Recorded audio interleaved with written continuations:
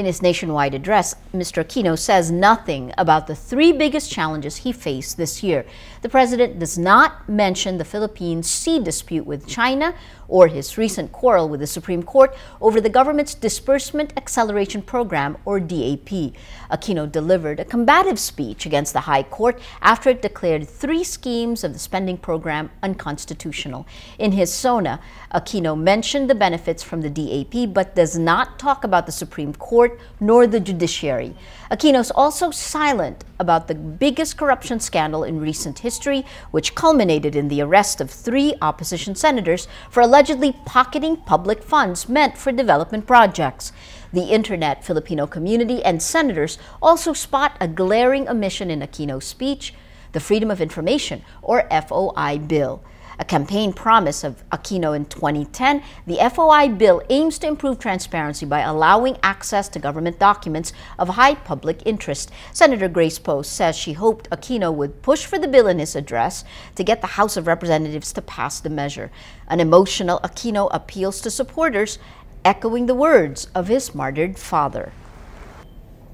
Ang transformasyong tinatamasa natin ngayon ay magagawa nating permanente sa gabay ng Panginoon hanggat buo ang ating pananalig at tiwala. At hanggat nagsisilbi tayong lakas ng isa't isa. Patuloy nating mapapatunayan na the Filipino is worth dying for. The Filipino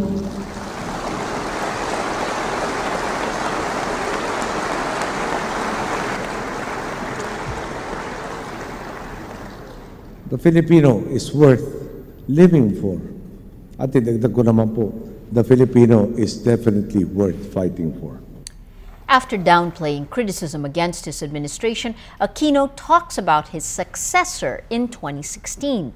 Aquino says it should be someone who will continue the programs his administration started.